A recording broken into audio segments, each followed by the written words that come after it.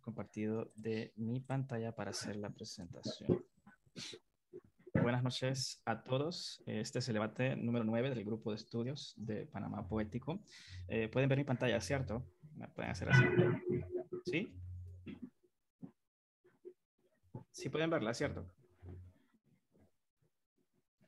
Sí, lo veo. ¿Lo Sí, ven? Edwin, se ve perfecto. Muchas gracias. Gracias por esa verificación.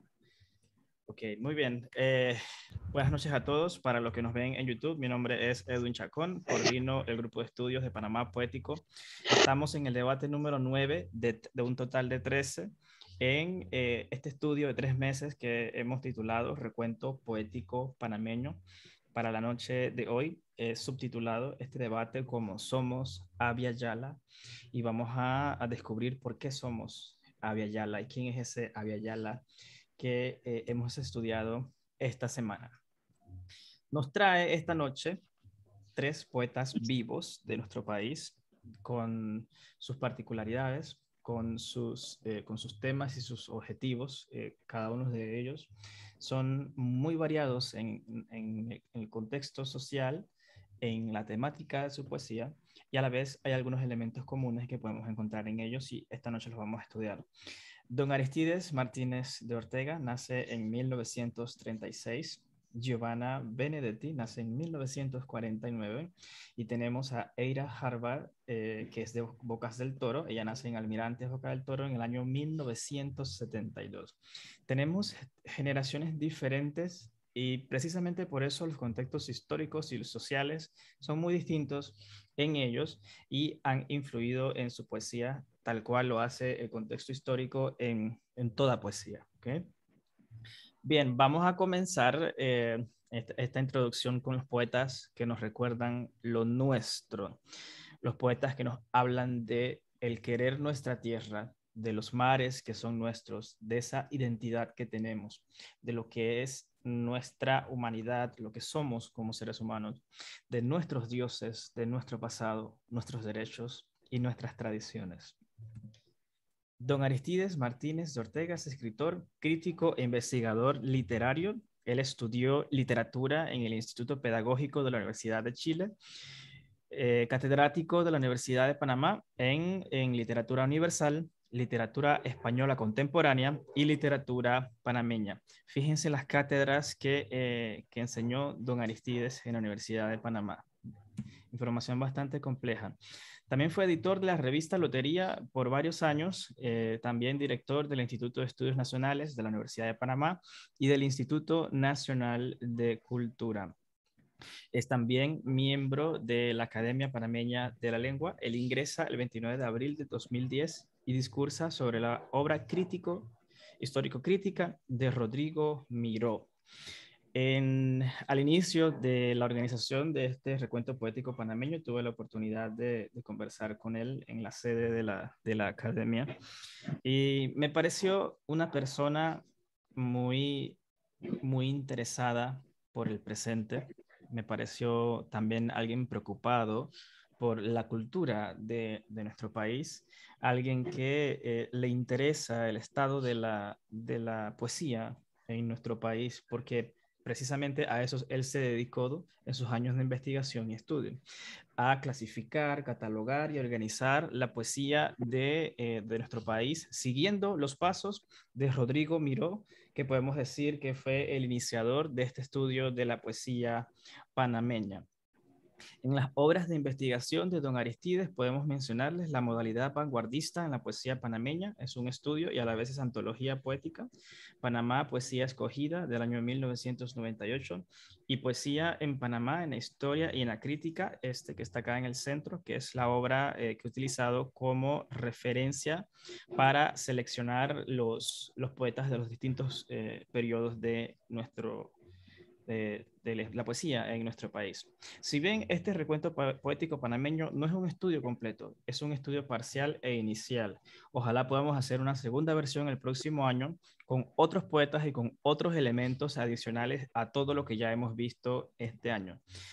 Muy bien, El 9 de enero de 1964, la fecha histórica de nuestros mártires, como lo retrata esta histórica imagen, los estudiantes del Instituto Nacional marchan hacia un colegio ubicado dentro de la zona del Canal en Balboa, que se rehusaba a izar la bandera panameña a la par de la bandera estadounidense, como reclamo a ese acuerdo que habían llegado ambos países, Estados Unidos y Panamá, de que en los sitios públicos dentro de la zona del canal se debía izar esa bandera. Pero debemos echar un poco más hacia atrás para entender el contexto histórico de don Aristides Martínez. Ustedes recuerdan que aquí hemos hablado del Tratado Jaibuno-Varila, que fue firmado en 1903, en donde Panamá le daba carta blanca a los Estados Unidos para construir un canal.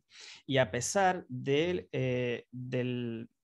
digamos, de las premisas iniciales de este acuerdo, de este tratado que iba a ser firmado, de hecho fue firmado por el Senado colombiano antes de nuestra separación, en este nuevo Jaibuno Varila se le estaban dando 5 millas a cada lado, a cada lado de la franja del canal a Estados Unidos a perpetuidad.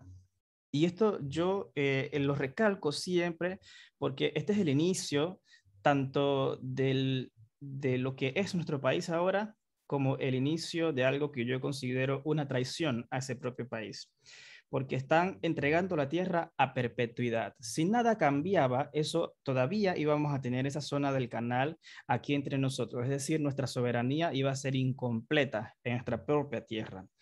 A Panamá le tardó varias décadas llegar a esa sensación de rechazo a esos términos del Jaibuno Varila.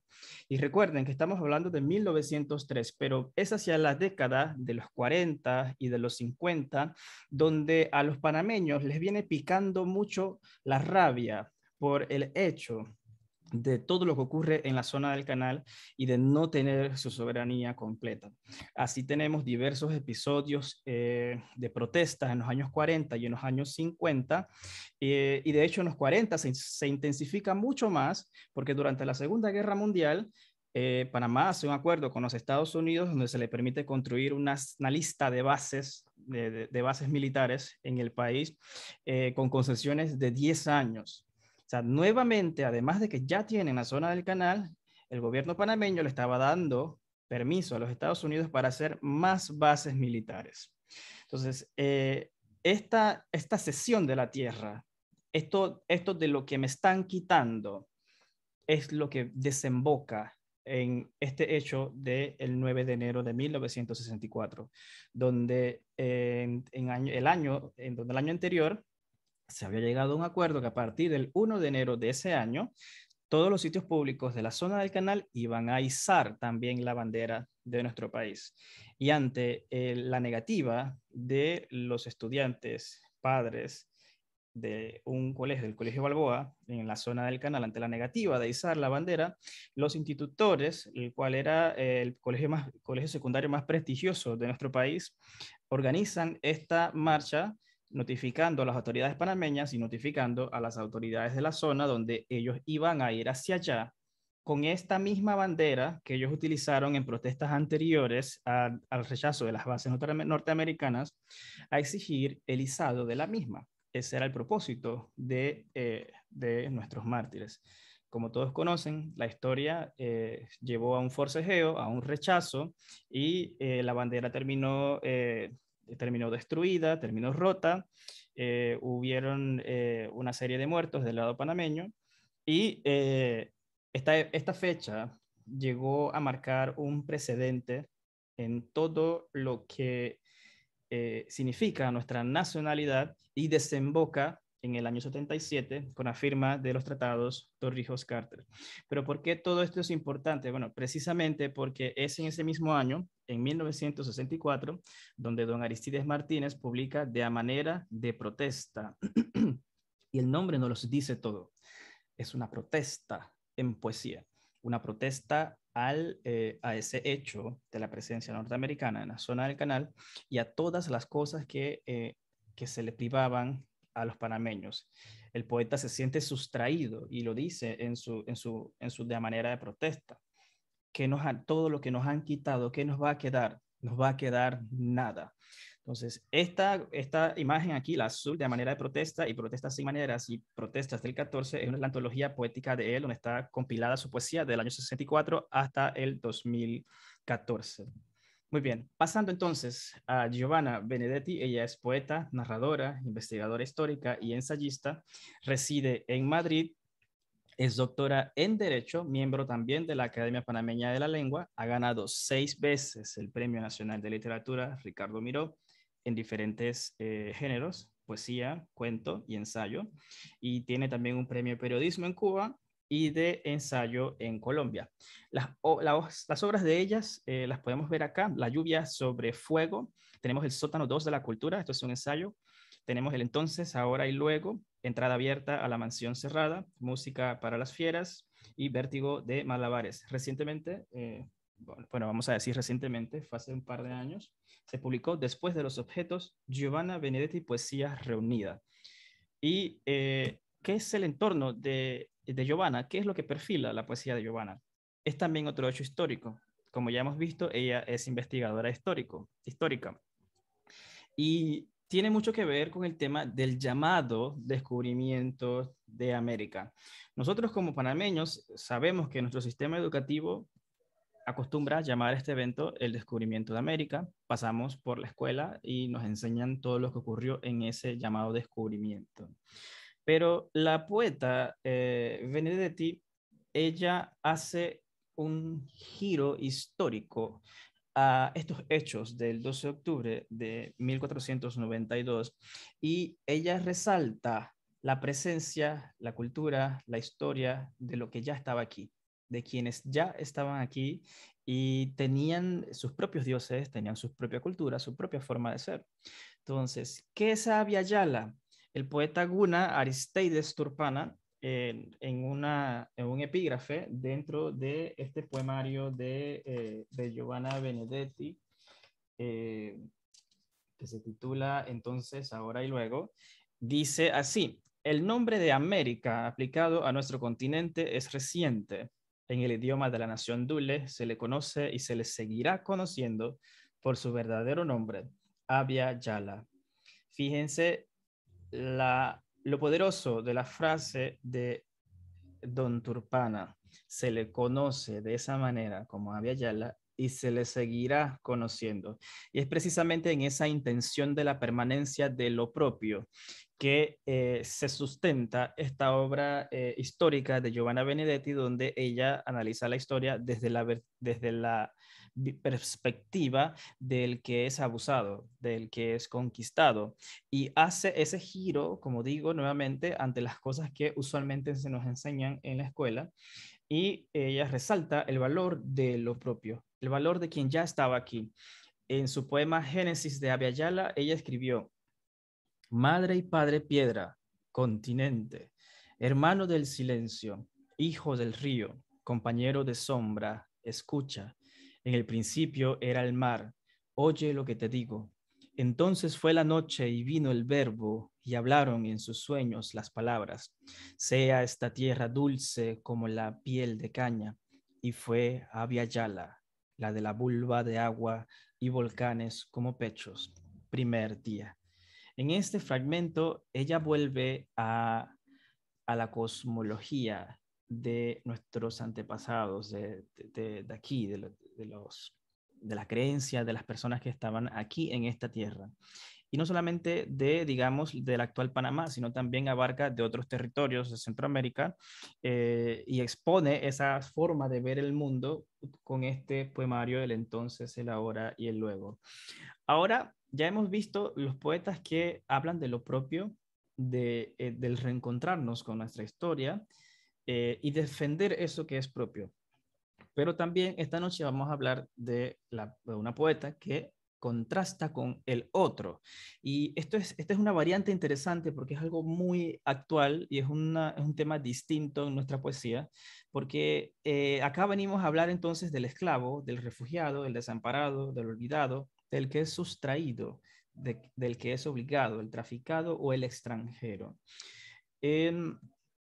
Eira Harvard, como ya dije, nace en Almirante, Bocas del Toro, en el año 72. Es abogada, ha publicado en diferentes antologías de orden nacional e internacional.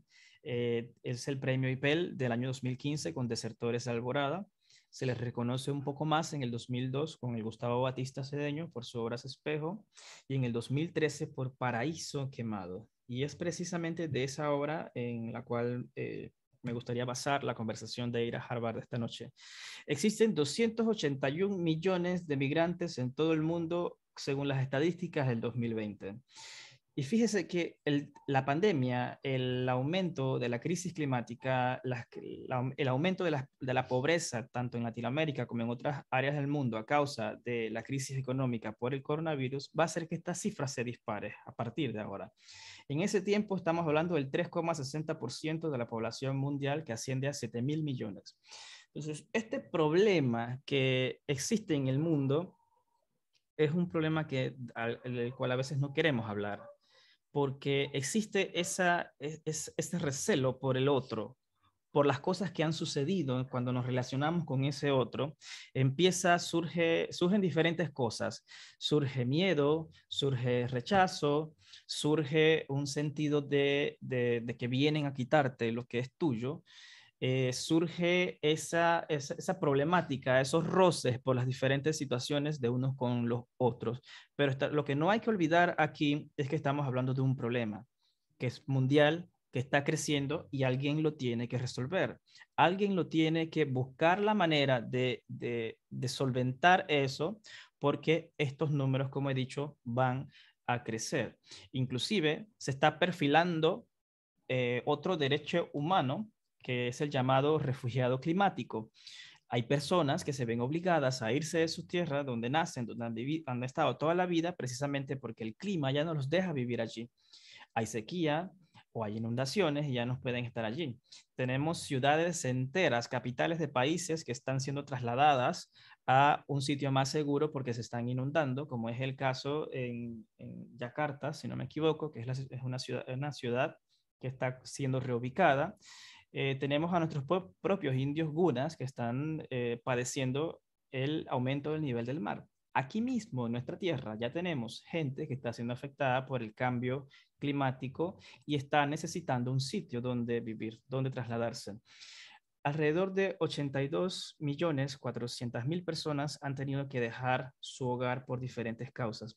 Y acá le muestro una gráfica de la ACNUR, que es la Agencia de las Naciones Unidas para los Refugiados, en donde si ven aquí desde el año 90 hasta el año 2020, el aumento de los refugiados es dramático. Entonces, esta gráfica va a continuar hacia arriba siempre. Entonces, viene a ir a Harvard y nos escribe Paraíso Quemado, una obra que es premiada por León Soto en el 2013, como ya dije, y ella trata esta problemática del desplazado, del refugiado, del extranjero, del que no es de ahí. Y es una obra maravillosa porque es un tema muy actual, muy de nosotros, de nuestro tiempo. Ella escribió en Tierra Rota, que es la primera sección de este poemario. En el poema número 2, ella escribió: queda en los mapas la tierra rota por peregrinos sin retorno. Aquello que se aleja no regresa. Su historia al olvido concierne. Todos aprenden a conjugar hostilidad, a cruzar fronteras, a despedazar recuerdos. Pero ¿dónde quedan país y cuerpo? ¿En qué lugar atacará la muerte? Para el debate de esta noche, primero abriremos los micrófonos para que nos compartan sobre su poeta favorito esta semana, nos analice un poco la estética de su poesía y los elementos históricos que la han influido. Y luego vamos entonces ya muy particularmente a hablar de cada uno de ellos. Con don Aristides, me gustaría hablar sobre la importancia para el poeta de la investigación en el campo de la poesía. ¿Por qué es importante investigar poesía? Fíjense que no es leer, no es estudiar, es investigar poesía. Con Benedetti me gustaría que conversáramos sobre cómo pueden los poetas rectificar la historia y proyectar un futuro. Y con Eira me gustaría hablar sobre cuál es la relación del yo con el otro o cómo puede el poeta acercarnos a la idea del otro. Esto es, a muy grosso modo, una manera de acercarnos a la poesía de estos tres grandes poetas de nuestro país. Pero hay variantes o hay muchos otros temas que influyen. Por ejemplo, puedo mencionar la de Don Aricides es bastante semejante al hecho de la protesta, como ya he hablado, por la soberanía del país. La de Benedetti, en cambio, tiene muchas otras variantes. Además de esta que he dicho sobre el contexto histórico, hay otros elementos muy interesantes que yo rescato de su poesía. Por ejemplo, en Entrada abierta a la mansión cerrada, este poemario que trata de un tema como la alquimia. Y esto es algo interesante. Tenemos una poeta panameña hablando de alquimia y nos hace investigar, nos hace buscar, nos hace preguntarnos el por qué. Y no solamente de alquimia, sino que la poesía de ella demuestra tener otros conocimientos por allí segregados y por allí difundidos, del cual me gustaría hablar ahora cuando hablemos específicamente de ella. Yo estoy muy contento por el tener estos tres poetas para estudiar esta semana porque ha sido renovador, ha sido un encuentro con temas y elementos muy interesantes de la historia, de lo que somos como seres humanos y de nuestra problemática social actual. Bienvenidos a todos, buenas noches. Abro entonces los micrófonos para permitirles a ustedes seleccionar un poeta esta noche, ampliarnos un poco más sobre su vida o sobre la estética de su poesía y pueden compartirnos un poema. ¿A quién le gustaría comenzar? Julie, adelante.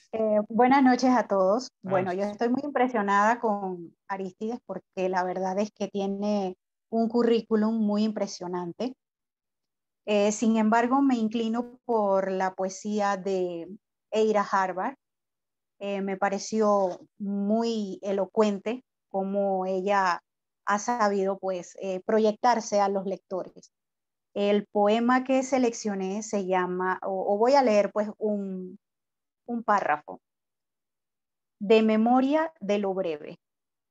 La memoria tiene pergaminos deleitados con asedio.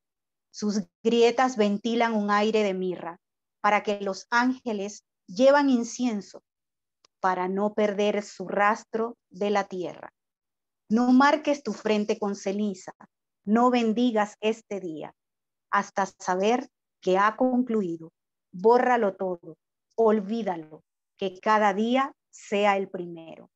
Me pareció un poema muy profundo, un canto a la reflexión que nos invita como seres humanos a vivir el presente y nos traslada a un paisaje que nos lleva como gráficamente en un paseo por la mente, haciendo reflexiones de cada una de sus palabras y de lo que significa cada una de ellas. Y más que nada es como un examen, una reflexión muy profunda. Así lo vi yo. Muchas gracias.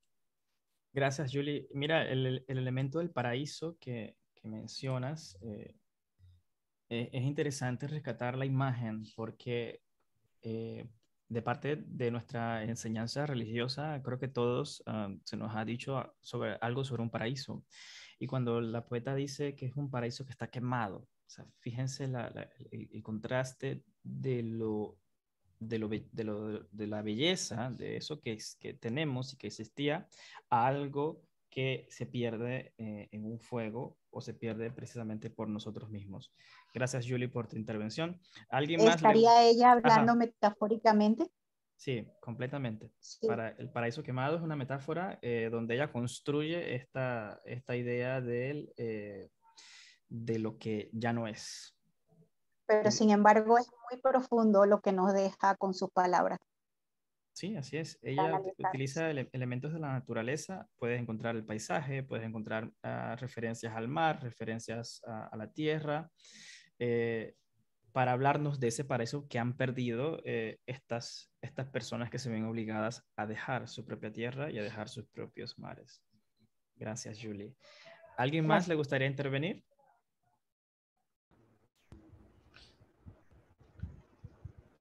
Hola, sí, para hablar un poco de Aristides Martínez Ortega, Ajá.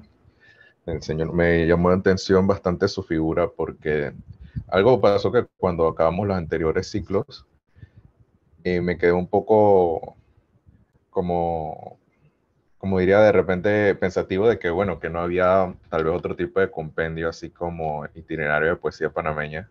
Y bueno, sí, dice que señor Aristides estaba trabajando también en algo así de compendiar la poesía y creo que es un tipo de trabajo muy importante para el país y que debería resaltarse, pues. Y ojalá que sigamos en eso, pues. Me imagino que este es un tipo de esfuerzo también para todo, para lograr eso. Gracias, Héctor. ¿Y tienes algún poema de él que hayas seleccionado? Sí, sí, me llamó mucho la atención de su poesía porque, bueno, obviamente tiene elementos de protesta social, de reivindicación.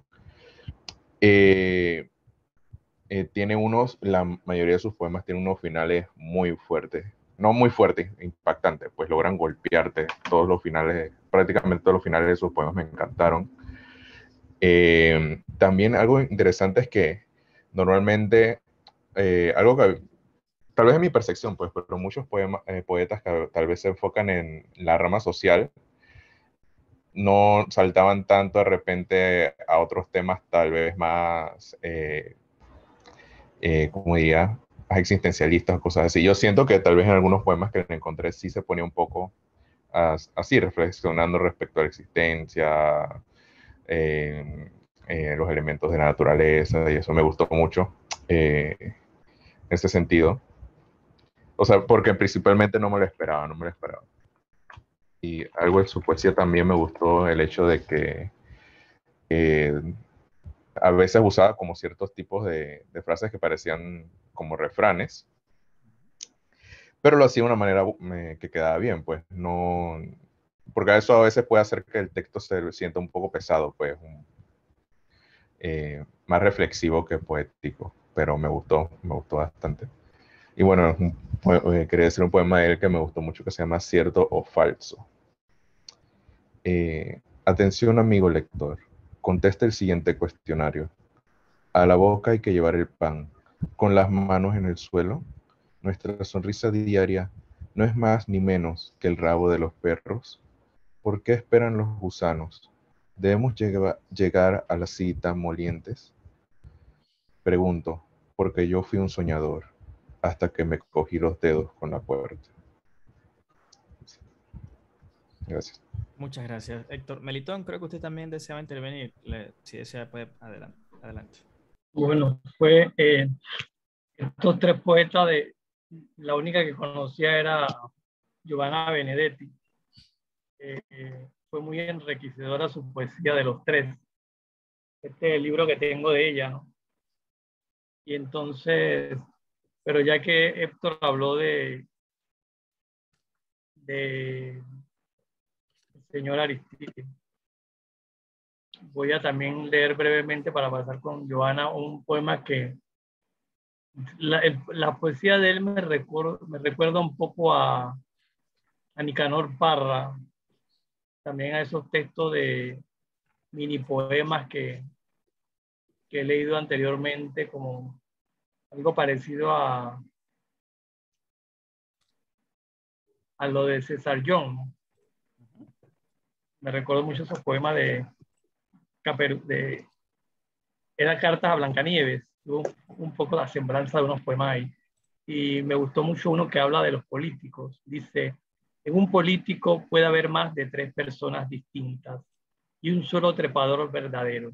Este fenómeno no es propiamente un misterio. En el ascenso, el político debe reunir las siguientes cualidades: mentir sin asco, meter zancadillas sin pestañear, tener el serrucho afilado, fumar debajo del agua, y cuando las barbas de sus compartidiarios arden, socorrerlos con spray inflamable.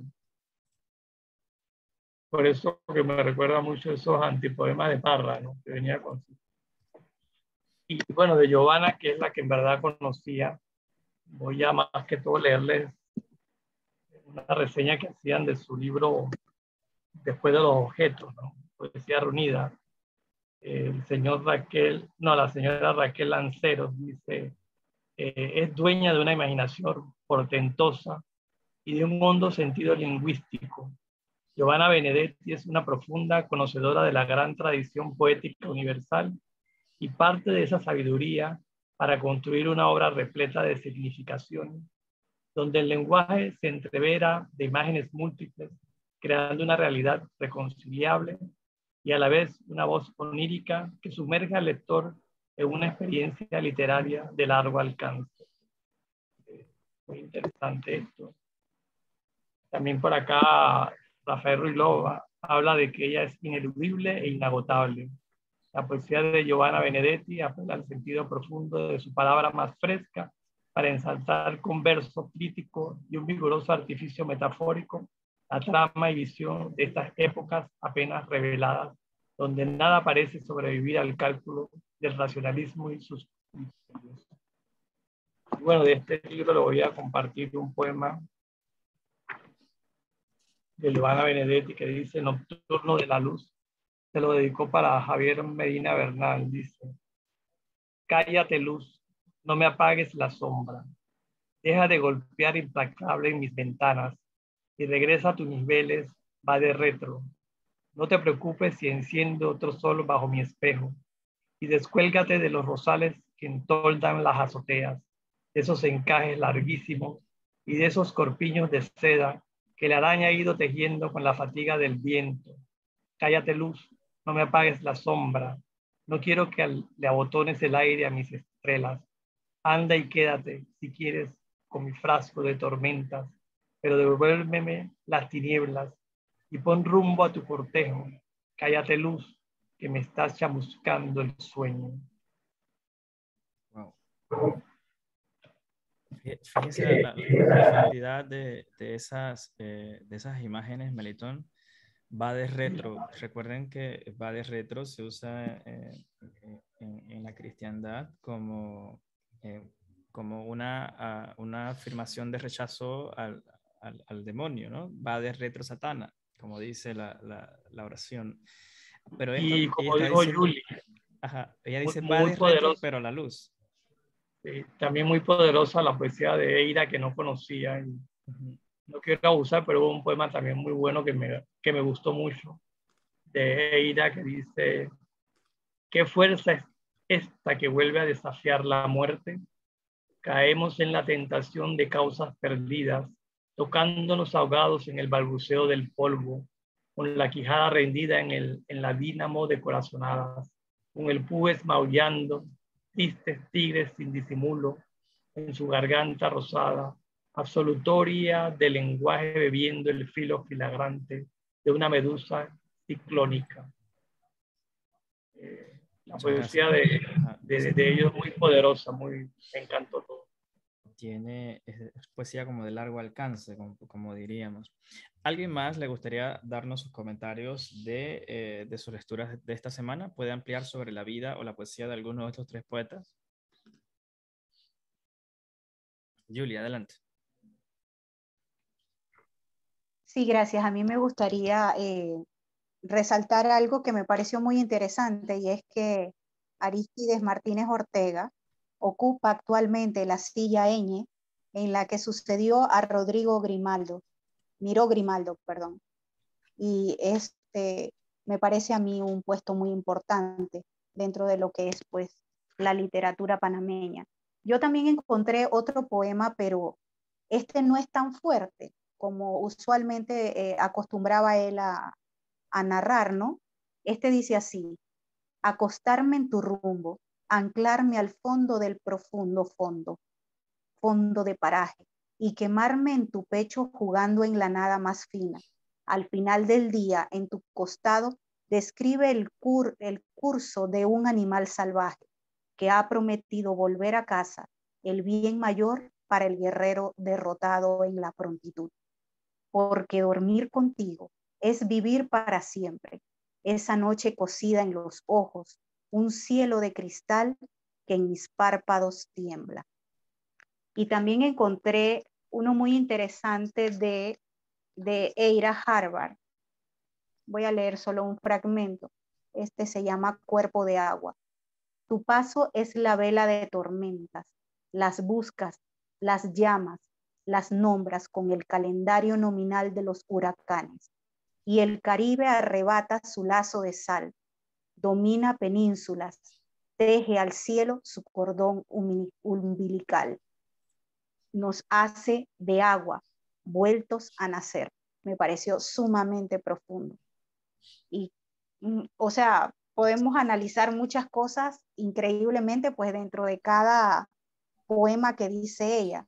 Es como muy gráfico lo que ella quiere hacer notar cuando uno lo lee. Así es, Gracias. y recordar también que ella es de Bocas del Toro, entonces está allí la Sí, de presencia Bocas del Toro, del mar, exacto. específicamente del, Sí. del Caribe.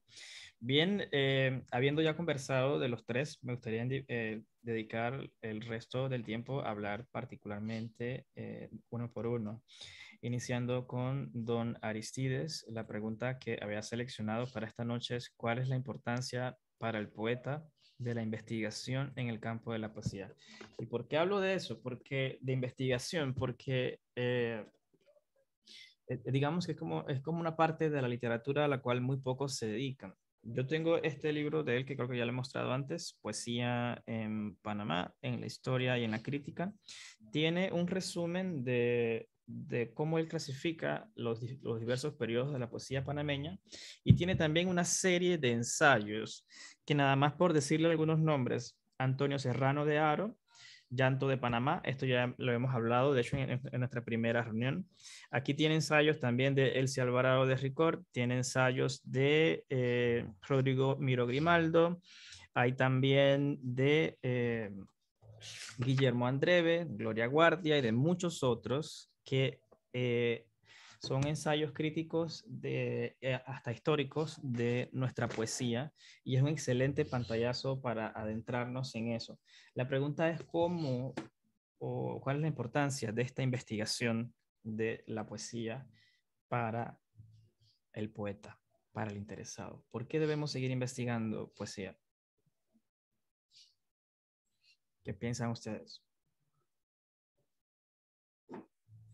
Bien, además de decir con la importancia de la investigación, también pueden decirnos cómo investigamos poesía aquí en Panamá, dónde podemos ir, qué podemos hacer. Héctor, tenías la mano alzada, te podemos escuchar.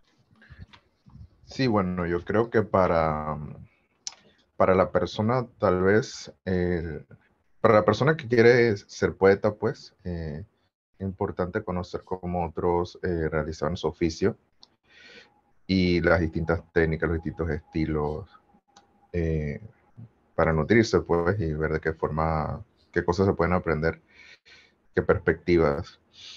Pero yo siento que tal vez para una persona que le gusta la literatura en general, es importante también, por el hecho del valor literario que aporta, pues, a en la literatura panameña, pues siento que es bastante importante. Y bueno, yo siento que por lo menos fue un tesoro de descubrir el itinerario de poesía panameña de Rodrigo Miró. No se ve que existía ese tipo de compendio y espacios como este y otros ensayos, pues, que también creo que son formas como para poder encontrar compendios poéticos, alguna forma de estudiar en sí la poesía eh, como como conjunto, pues en su conjunto. Tal vez no tanto de leer un poema dispar por ahí de algún autor, sino de verlo históricamente. Es bien interesante, pues. También cómo se complementa con la historia, pues, porque es una forma. Creo que aquí algo que hemos aprendido todos es cómo ha variado, cómo ha sido la poesía una voz del momento histórico de cada uno de los poetas panameños aquí, incluso desde antes de que fuéramos una república, pues. Siento que eso es una parte importante, es uno de esos momentos en el que de que el arte, o sea, tiene una utilidad más allá de sí misma, pues, que sería escuchar la voz, conocer lo que la gente piensa en ese momento. Gracias, Héctor, por tu opinión. Has mencionado a Rodrigo Miro Grimaldo. Es un excelente investigador y ensayista de poesía panameña. Tal cual lo dijo Julie, cuando don Aristides Martínez es llamado a la academia, él sustituye a Rodrigo Miro Grimaldo en la silla ñ, y entonces basa su discurso en la obra investigadora histórico-crítica de don Miro Grimaldo. También, Héctor, ¿ustedes se acuerdan que cuando empezamos a hablar del llanto de Panamá, nosotros habíamos dicho que un diplomático panameño que se encontraba en España fue el que descubrió el texto?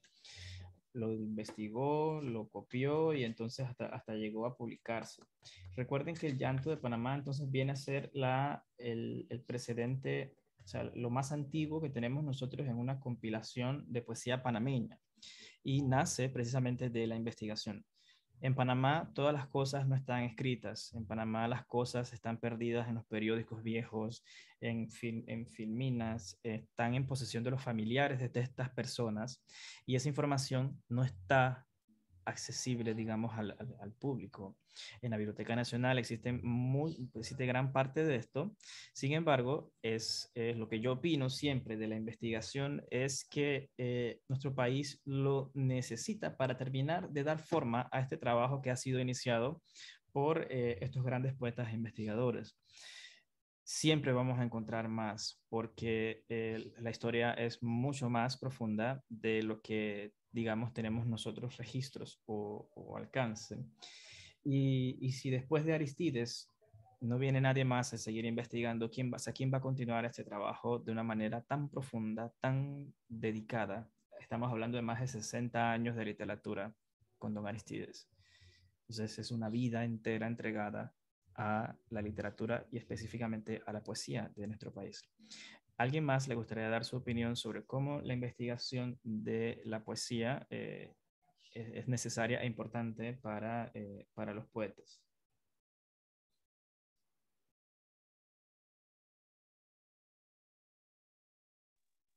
Julie. Bueno, yo pienso que descubre connotaciones históricas también la investigación. Nos lleva pues a poder tener una noción más amplia de lo que cada uno de los poetas escribía, ya sea en cada tiempo que le tocó vivir. Y como tú dijiste, pues es una manera de rescatar lo que está perdido. Ya ves que en esta semana conversamos tú y yo y descubrimos a una poeta que no se menciona en Panamá, Aura de Canova, y que es una señora que escribe poemas hermosos, que tiene una exquisitez al narrar pues esos escritos que ella misma escribe. Y pienso que más que nada la investigación nos lleva pues a dejar con estos poetas pues un legado para las futuras generaciones. Pienso que no todo está hecho, que falta mucho por investigar, mucho por saber, pero por algo se empieza y quizás está en nosotros mismos poder seguir aumentando esa cantidad de poetas que no conocemos, y por eso estamos en un grupo como este para seguir conociendo más sobre los poetas y la literatura panameña.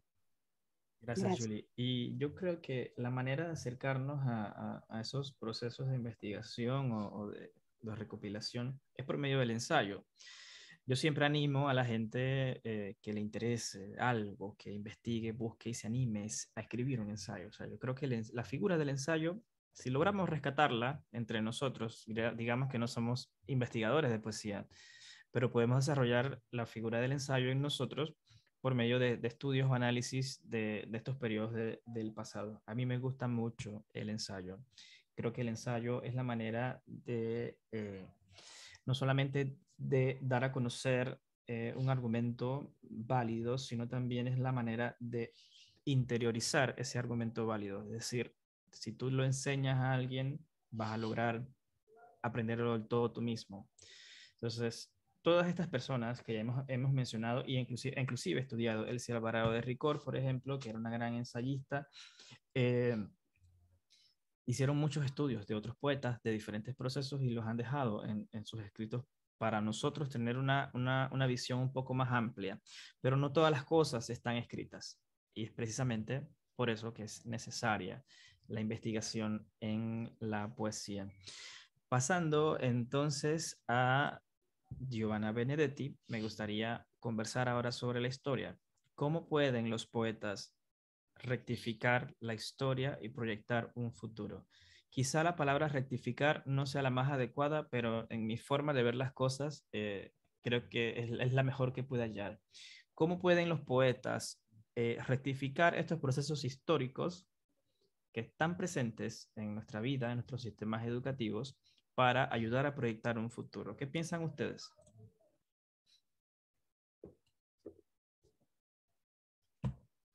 Mientras ustedes preparan sus Bueno, argumentos. Héctor, ¿querías decir algo? aquí iba, ¿qué iba a decir? No, yo iba a decir que la cosmología que se ha perdido con, digamos, con los indígenas de nuestro país y de la región es algo tan rico y tan válido. Yo he marcado de esta obra de Después de los objetos, esta es la versión que tengo, es una versión publicada en España, creo, ¿sí? El poema que se titula Piedras, y en principio sí habla de piedras, pero hay algo mucho más profundo que proviene de la cosmología de nuestros antepasados. Lo quisiera relatar brevemente. Dice, piedras, en un origen fuimos piedras, rocas, piedras, ácidas y amargas, como el ágata o la esmeralda, como el lapislázuli y el ónix, como el ópalo. Piedras, solo piedras. Luego fuimos conchas de un nácar sumergido en la profundidad océana, pero antes, habíamos sido solo música, ritmo sin más, ondas en el éter, melodía de las esferas, música que se movía entre corrientes de vuelo al compás universal de un gran concierto. Entonces, nuestra piel no era de carne, sino de armonía y verso, y todo era movimiento, y no había muerte, porque había silencio, y porque todas las palabras eran una sola voz, porque todas las voces giraban en el mismo concepto, en un aleph, en un punto de colapso universal de todas las ondas posibles, en un vórtice único de espacios y de tiempos. Después fuimos granos diminutos de arena, corpúsculos disueltos en una playa inmensa, color púrpura azafrán como la yesca del fuego, pedazos silvanados por la luna entre sus mares fragmentos, y de un imán hecho explosión y aireado al trueno, sombras de la luz, ánimos del viento, cantos rodados de un no rompido sueño. Yo pudiera seleccionar otros poemas de Benedetti que me parecen realmente obras maestras, pero este entre todos, porque proviene de la cosmología de nuestros antepasados, es el que me llama mucho más la atención, porque habla no solamente del pasado, sino de descubrimientos más recientes. Esto está hablando de un hecho científico. Aquí se está hablando del Big Bang, se está hablando de esa inflación inicial. Inclusive va un poco más allá a otras cosmologías que ya no son la nuestra, sino más bien provienen de la India, provienen de otros sitios, donde habla de vibración, habla de palabras, no habla de partículas, sino más bien de algo que vibra, y a partir de allí es donde surge el universo. Nuestros científicos están estudiando el origen del universo por medio están estudiando una nueva partícula que se llama inflatón. Y están hablando ya que el Big Bang no es una explosión, sino más bien algo que reverberó, y a partir de allí surgió toda la materia, tal cual dice Giovanna, primero piedras, después nácar, después conchas, después perlas. La vida no inició directo a nosotros, la vida fue primero de otros elementos de la naturaleza. Nosotros como seres humanos somos un hecho postrero a la vida. Si pudiéramos medir toda la historia de la existencia de los 13.800 millones de años que tiene de existencia el universo, en los últimos segundos estamos nosotros. Y es a partir de nuestra conciencia donde se viene entonces a juzgar y a elaborar todo esto que ha ocurrido hacia atrás. Y Giovanna lo plasma de una manera magistral y a la vez muy sutil. porque para desmembrar estos poemas de Giovanna hay que conocer, digamos, de lo que piensan las personas en otros sitios, en otras culturas, en otras formas de ver. Y, y yo expreso esta admiración, tal cual dice Robert en el chat, porque por este interés de los poetas en buscar, en leer, investigar, y luego traernos por medio de la poesía tan sutil, tan suave, tan agradable al oído, cosas que toma toda una vida investigar. Y como estos temas me interesan muchísimo, yo pudiera alargarme, pero me gustaría darle la oportunidad a ustedes también de decirnos por qué, sobre Giovanna Benedetti, cómo pueden los poetas rectificar esa historia. Bueno, digo algo. Melitón, sí, Digo, adelante. sí, voy a empezar con un comentario que hizo Jorge Luis Borges. Dice, quien no está en el futuro no existe. El futuro comenzó ayer. Y entonces, dicho esto, yo creo que lo que se mencionó anteriormente, la investigación, es muy importante, sobre todo cuando estamos viendo esos hechos históricos, que hay que tratar de, como tú dices, de rescatar o de alguna forma ir anunciando que la gente no sabe. A mí me pasó algo muy curioso. Hace años yo trabajaba para esta multinacional, me mandaron una semana antes de las elecciones de Chávez, yo estuve en Venezuela. Y en la oficina ahí todos iban a votar por Chávez. Chávez era el hombre del momento. Y en una de esas conversaciones ya muy acalorada de política, no sé por qué salió, y yo digo, pero Simón Bolívar, todo esto que él trajo, que los ideales que él tenía, y, y mencioné eso que él dijo, ¿no? Si Panamá, si el mundo tuviera que escoger su capital, Panamá sería elegida para ese augusto de destino, algo que nos dicen siempre en el colegio. Ajá. Y me saltaron mi colega venezolano diciendo donde yo había escuchado esa locura, que él jamás había dicho eso. Entonces yo me quedé como que wow. Entonces esto lo digo como preámbulo es porque de repente hay historia que rescatar, ¿no? Y lo que hizo Giovanna Benedetti hace en algunos de sus poemas, por ejemplo el que nos acaba de hablar de Abya Yala, algo que desconocía, hablando de cosas de cómo que la gente se entere de lo que se vivía, lo que sucedió, para poder ir al futuro. Entonces, también recuerdo el poemario de Javier Alvarado que habla de la epopeya de las comarcas. Cuando yo leí eso, uno escucha la mala noticia de una hidroeléctrica, pero él ahí yo puedo ver cómo rescata una historia, que la gente sepa qué sucedió con esas tierras que le expropiaron a estos indios de esas comarcas, toda su historia, todo lo que llevaba ahí. Entonces yo creo que de eso se trata lo que estamos hablando, ¿no? Hay que investigar, hay que testificar, que esa historia sirva entonces para construir un futuro, ¿no? Que la gente sepa lo que está sucediendo. Ese es mi aporte. Gracias, Melitón. Sí, recordarlo, lo que había dicho en el caso de los estudiantes del 9 de enero de 1964, esa bandera que ellos llevaban era la bandera del Instituto Nacional y era la misma bandera que habían utilizado en las protestas contra las bases norteamericanas 10 y 20 años atrás de esa fecha. Entonces, era una bandera que tenía un significado, que era parte, digamos, estaba muy arraigada al pecho de los estudiantes esa bandera, y encontrarse con la destrucción de la bandera. Hay diferentes relatos sobre quién destruyó la bandera en ese forcejeo, pero al ver la bandera destruida, esa es la tapa del coco, como decimos aquí en nuestro país. Es algo que obviamente, así como la bandera fue desgarrada, así mismo ellos se desgarraron por dentro.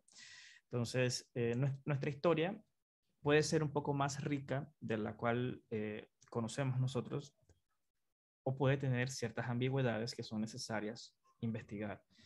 Para los que desean plantearse la poesía como un oficio, es algo muy importante tener en cuenta el contexto histórico, investigar un poco más allá. Yo creo que siempre antes de decir algo, antes de hablar de la historia, vamos a investigar, vamos a buscar y tenemos la palabra para corregir esas cosas, porque si no se pierden. Fíjense lo que yo he dicho de Giovanna Benedetti. Está hablando de una cosmología perdida para nosotros y que fue despojada por medio de otras creencias y por medio de otras imposiciones cuando se llega a la conquista. De hecho, yo rechazo mucho el asunto de la palabra descubrimiento. En la escuela a mí me enseñaron, ese es el descubrimiento de América. Y no es culpa de mis maestros, porque mis maestros están siguiendo lo que le dice el manual del sistema educativo, el currículo, pues. Y nuestra historia nos enseña estas cosas. Quizá de alguna manera como para tapar el asunto y dejarlo en el pasado, pero actualmente existe en toda América, en diferentes países, protestas, están tumbando estatuas, están rayando, vandalizando estatuas, no solamente de Colón, sino de otros colonizadores, para llamarles de alguna manera, porque existen movimientos de rechazo hacia esto. Y cada vez que llega el 12 de octubre empieza a abrirse más la herida, tanto que ya en algunos países ya no se llama el Día del Descubrimiento de América, sino que han quitado eso y han puesto ahora el Día de la Raza o el Día de la Diversidad, el Día de nuestros indígenas, todo algo buscando reivindicar eso que ya estaba aquí. Y la poeta Benedetti también, ella por allí en versos muy sueltos, habla de otro hecho que también es histórico, habla sobre los vikingos. Nuestra historia nos enseña que los vikingos también habían llegado a América mucho antes que los españoles, pero fueron ellos los que, digamos, se quedaron con el pastel y los que se repartieron el pastel. Entonces, ¿pero qué nos sirve? No para, digamos, lamentarnos de eso, porque estamos acá, somos una nación, tenemos que echar para adelante y defender esta nación. Pero yo creo que sí nos sirve es para homologar el sentimiento. O sea, quizá no nos sirve de mucho un rencor, pero sí más bien nos sirve para el sentimiento de pertenencia, es decir, para sentirnos que éramos aquí, que estábamos aquí. Y no vamos a cambiar el pasado, pero podemos rectificar en nuestra conciencia ese hecho histórico y transformarlo a lo que en realidad fue y construir a partir de eso. España, vivimos en un mundo globalizado. España es parte de nuestra historia, es parte de nuestro mundo actual, es parte de los tratados y demás que hacemos. O sea, no existe esa, digamos, esa riña con España. De hecho, todo el oro de América ya ni siquiera existe. Pero debemos hacer paz con ese pasado y la poesía es un excelente recurso para ayudarnos a hacerlo. ¿Alguien más le gustaría hablar un poco más sobre la figura de Giovanna Benedetti o cómo pueden los poetas rectificar o corregir un poco esa historia que nos han enseñado? Bueno, para opinar rapidito, Sí, claro. algo que me llamó la atención del inicio de estos conversatorios fue cuando llega la figura esta de alteraciones del Dariel. O sea, nos habla de una epopeya de cómo algo totalmente contra la historia oficial, pues, que nos cuentan, pues, de epopeya, cómo los pueblos originarios se unen con los piratas para tratar de alguna forma ver si recuperaban sus tierras perdidas, pues. Y algo interesante fuera que yo le estaba contando eso a mi novia y ella le dio rabia y dijo, o sea, que fue alguien ahí que intentó que me dijo como hacer quedar a los aborígenes como los malos, porque ella entendía que estaba mal el hecho de que ellos hubieran invadido la ciudad, pues. Y tal vez sí, pero o sea, cuando yo escuché eso yo me quedé pensando que en realidad sí tenía, cuando escuché que existían alteraciones del Dariel, o sea, tengo que ir a la biblioteca y buscarlo, pues, porque después se los mando por chat cuando lo vea. Yo me quedé pensando de que, o sea, tiene sentido de que eso hubiera pasado. Tal vez no haya sido un estudio histórico propiamente, era un poema, es una obra literaria, pero sí tenía sentido. O sea, yo me puse a pensar cómo no se me había ocurrido que realmente había gente que había sentido en ese momento que habían perdido sus tierras y tendría cualquier sentido de que hubieran tomado alguna forma para tratar de recuperarlo, pues.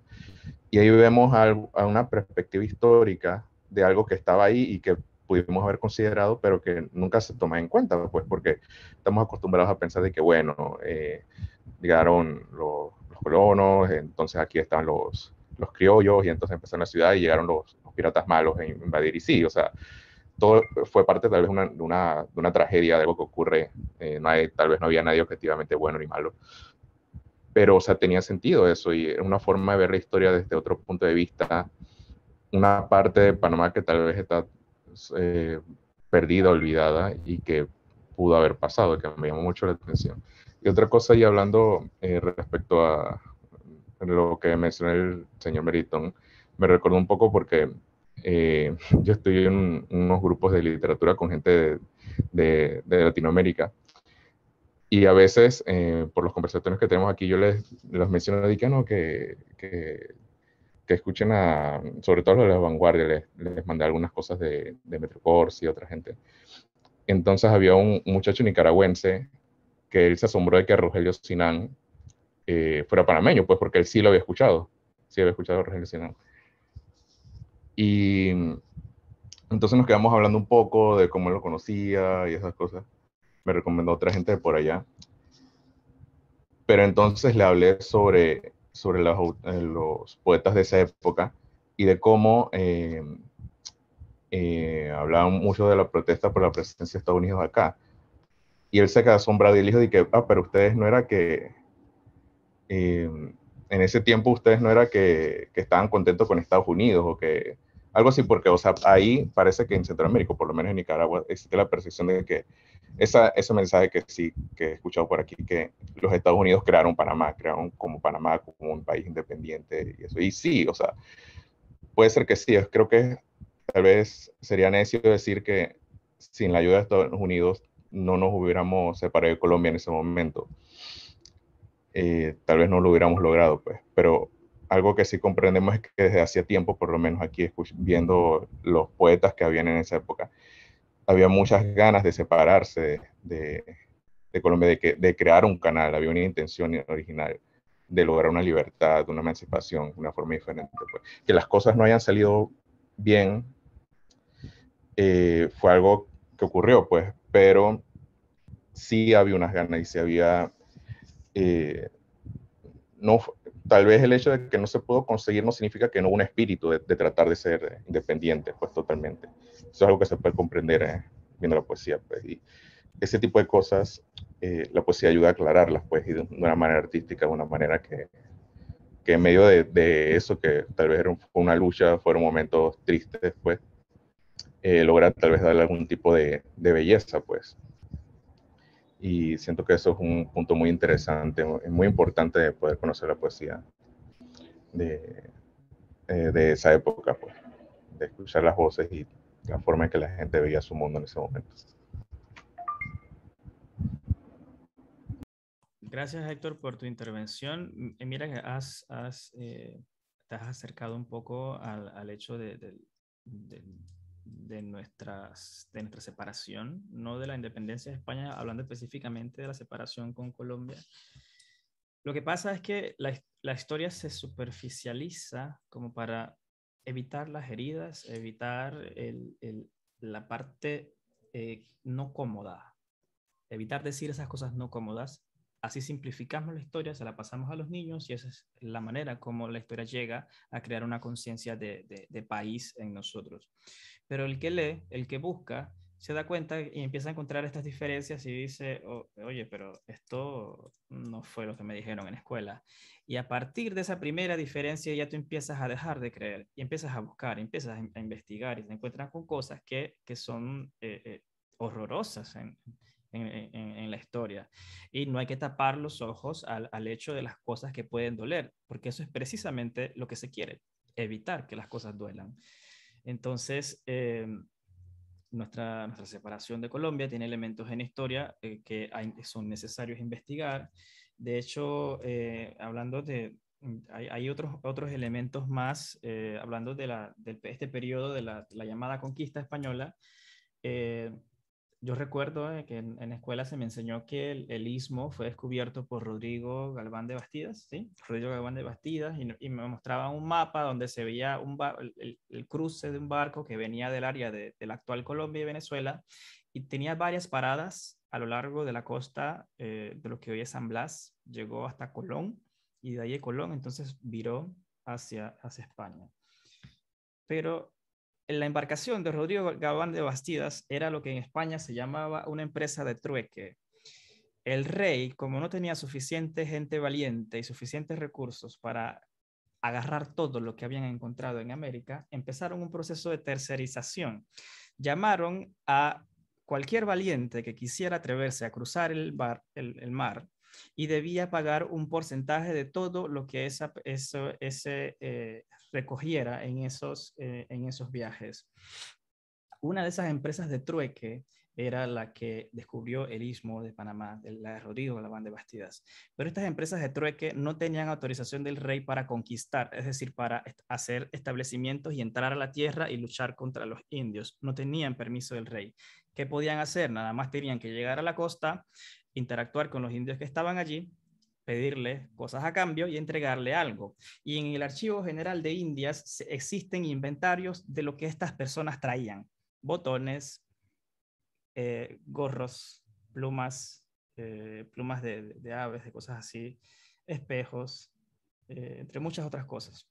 Entonces, esta empresa de trueque de Rodrigo Galván de Bastidas era una de muchas que tenían el permiso del rey para llevar todo lo que pudieran de América hacia allá, pagando el impuesto que el rey le colocaba. Entonces, si vamos a hablar de la historia, vamos a hablar de la historia con las palabras que son, con las formas que son, para quizá darnos ese contexto real, aunque no hay manera, a ciencia cierta, no hay manera de tener una verdad sobre la historia, porque dependemos de lo que tenemos escrito, y la persona que lo escribe es la que va a influir en el resto del que viene en el futuro. Así que por eso hay que ver la historia de una manera muy meticulosa y quizá investigar siempre de diferentes fuentes para ver cuál es el consenso en cuanto a un tema u otro tema. Es algo que me gusta mucho conversar, seguramente, pero lo quise tocar esta noche porque es el sentimiento general que obtengo de la poesía de Benedetti sobre esa reivindicación de lo que estaba aquí. ¿Alguien más le gustaría decir por qué, cómo puede el poeta acercarse a la historia, rectificarla, reivindicarla y proyectar un futuro?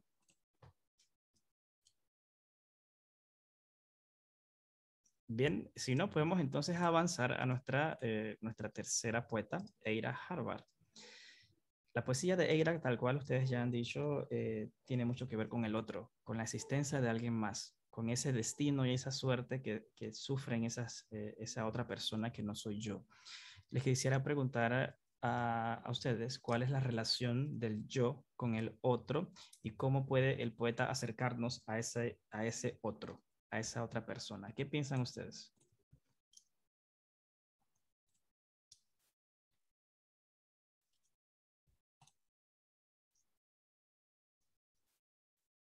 ¿Qué les parece? ¿Cómo Sí, creen? o sea, Ajá, Héctor.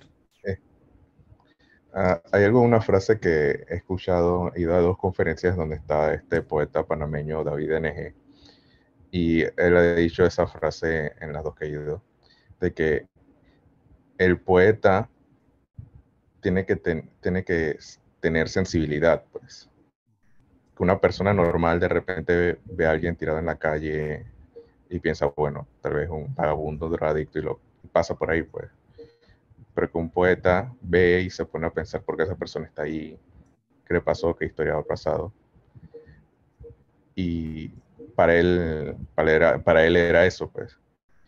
Y uno de los temas más grandes de la poesía siempre ha sido, bueno, la literatura en general siempre ha sido la otredad, pues, de colocarse en los zapatos de otra persona, tener empatía, pues. Y quizás leyendo poemas de otros tipos de personas desde su punto de vista, uno puede entenderlo, pues. Pero es bien interesante cuando uno, no siendo eh, escribiendo desde su propio punto de vista del otro, pues también nace otra forma de comprendernos, pues, y de entender tal vez todos estos temas que son universales, de, de repente la tristeza, los sentimientos, los sueños, todas esas cosas que independientemente, aunque haya distintos tipos de culturas, de formas de ver el mundo, que se tocan de manera similar, pues. Y esa, eh, eso también es algo una utilidad que podría tener la poesía. Héctor, yo creo que has dicho algo poderoso cuando mencionas la sensibilidad del poeta y cómo el poeta puede usar esa sensibilidad al relacionarse con otras personas, a no emitir juicios de valor de forma prematura y de tratar de saber pues que hay una historia y hay un porqué detrás de las cosas y detrás de lo que hacen las personas. Eso me gusta muchísimo. Um, el discurso nacionalista se basa precisamente en eso, en lo propio, lo que es mío y que no quiero que nadie me quite y que hay que protegerlo y defenderlo. Y quizás esto se malinterpreta como un rechazo al otro, al que es diferente, al extranjero, al que viene de afuera. Y esto es un tema muy problemático en nuestro país en este tiempo. Precisamente yo, como yo lo pienso, o sea, yo veo que la historia panameña, ¿qué me dice? Que Panamá desde que existió es un país de tránsito. Y aquí hay gente de todos sitios. Y cuando tú tienes gente de diferentes sitios en un solo lugar, o sea, tiene que ser un sitio apto para que todos ellos puedan convivir, desarrollar sus creencias, desarrollar sus religiones, desarrollar sus formas de ser y tener una cultura cuyo valor principal es lo variado, es lo diverso.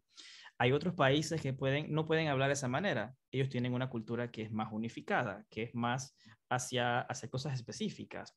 Hay religiones más definidas, que abarcan a mayor cantidad de la población. Pero Panamá no es así. Alguien en un debate pasado leyó aquí una cita, creo que era donde afirmaba que Panamá era un sitio que nadie veía para quedarse, o sea, era un sitio de tránsito, de negocio, de ferias, del trueque, del comercio, era un sitio para eso. Sin embargo, la gente venía, comerciaba y se iba. Nadie veía, o no mucha gente veía esa posibilidad de establecerse en Panamá y decir, bueno, yo voy a vivir aquí.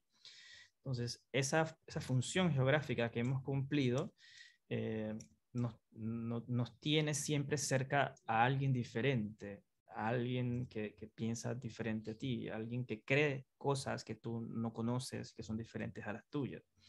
Entonces, se ha ido, debido a las migraciones masivas de ciudadanos de diferentes nacionalidades en nuestro país en los últimos años, se han venido encontrones, roces de ambos lados, y esos roces han llevado al desarrollo de un discurso de rechazo en el país.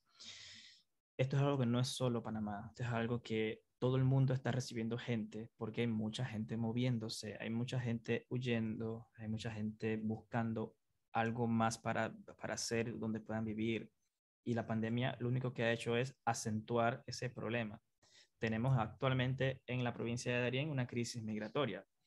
Tenemos gente que quién sabe qué está buscando o hacia dónde va o qué quiere hacer esa gente con su vida.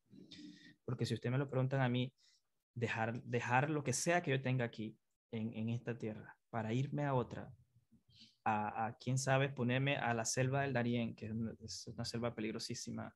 O sea, tiene que ser una razón de peso, o sea, no es un gusto, no es un placer, no es por placer que yo voy a ir hacia allá. Entonces, eh, yo creo que los poetas, siendo capaces de movernos entre los sentimientos y movernos entre digamos, los cuerpos para hablar desde otra persona, siendo Eira Harvard no una migrante, sino más bien alguien que escribe sobre ellos, sobre sus sufrimientos, sobre sus padecimientos, podemos irnos a esas mentes de esas personas y escribir cosas como esta que nos ayuden a reconocer que existe alguien más que no somos nosotros mismos, que tiene necesidades y que busca la manera de seguir viviendo. Aunque no se vea de esa manera, es el mismo discurso, es el discurso opuesto al que usaba Hitler. Hitler empezó a crear empezó a apoyar esos sentimientos del otro en la Alemania nazi, diciéndole a su gente que las causas de sus problemas eran los judíos, el otro, el diferente, el que venía a hacer negocios, el que venía a controlar, el que venía a estar por allí. Entonces, fíjense hacia dónde se desarrolla la Alemania nazi. Cada vez que yo veo en Panamá un discurso tan fuerte en contra del otro, me da miedo, porque así empezó Hitler, así empezó la Alemania nazi, con el odio al otro, porque es el otro el que viene a hacernos daño, el otro es el que viene a quitarme lo que yo tengo. Entonces, el discurso del otro es muy importante, para mí es algo muy actual, que es muy necesario, y por eso aplaudo a Eira Harvard por descubrir este poemario que viene de León Azoto, es premiado por el León Azoto, el cual no conocía, y refleja ese problema tan de hoy que tenemos nosotros. Quedan 8 minutos, no sé si a alguno de ustedes les gustaría hablarnos un poco sobre el reconocimiento del otro y cómo pueden los poetas acercarnos a ese otro. Melitón. No, si no tenían, yo tenía un poema de ella que se llama Fotografía. Uh-huh. No sé si quieren que les comparta un fragmento. Claro, claro. Eira Harvard, el poema de ella, Fotografía, dice: no encuentro aquella imagen tomada hace años, con calles de polvo y porquerizas, esa fotografía que va poniéndose vieja conmigo, con su recuerdo pequeño y tan sobado. Yo tenía la fotografía guardada con cuidado, y dispuesta entre mis cosas como quien guarda el color de la tarde en que fue feliz. Su escena que acontece tiernamente cuando miro el minúsculo retazo de la historia, convertido en esa Polaroid tomada cuando las calles eran de polvo. Yo tenía la foto de mi casa que hoy cuesta $9 millones y tiene su ventana francesa y su cube Rubbermaid para lavar el piso. La familia que ahora vive allí no la recuerda. Wow. Wow, poderoso. ¿Ese está en qué poemario? Disculpa, Melitón.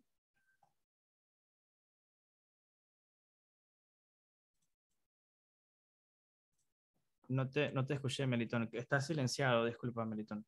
No te escuchamos. Eso lo conseguí por internet y que 3 poemas de Eira Harvard. Ese uno de ellos habla de fotografía. Ok, excelente. Muchas gracias, Melitón. No sé si alguien más desea hablarnos cómo el poeta puede acercarnos a la idea del otro para concluir nuestro debate de esta noche. ¿Alguien más desea darnos su opinión? Bien, si no, yo quisiera entonces hacer un resumen de cierre,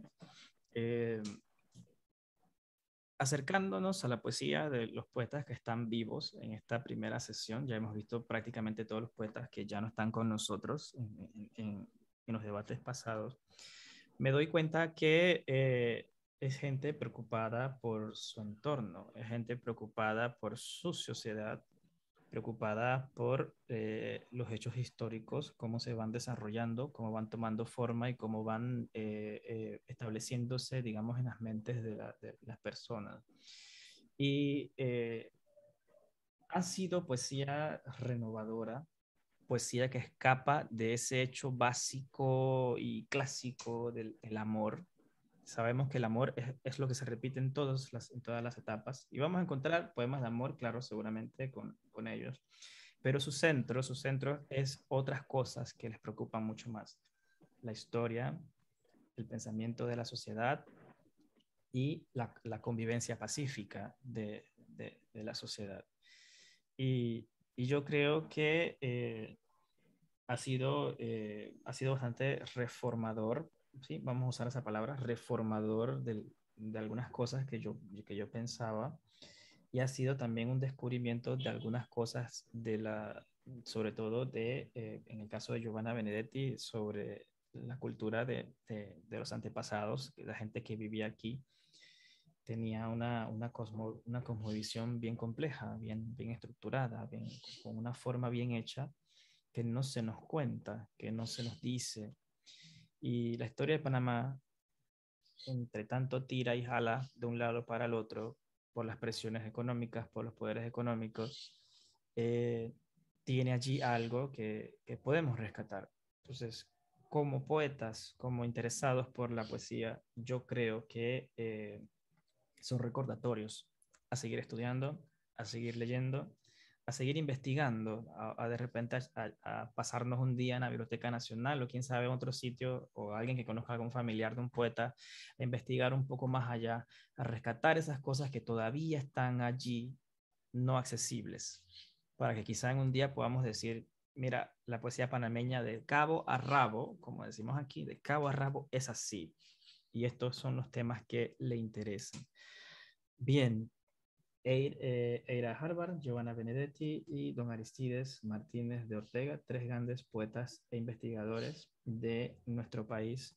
Para la próxima semana tenemos entonces a Ela Urriola y a Gorka Laza. Si hay algún otro poeta por allí adicional que nos haga falta, yo se lo voy a hacer saber por medio del grupo. Va a ser también otra discusión interesante. Vamos a traer temas de polémicos. No es que me gusten los temas polémicos, sino que nuestra sociedad necesita hablar de esos temas polémicos para que logremos algún día sanar esas heridas.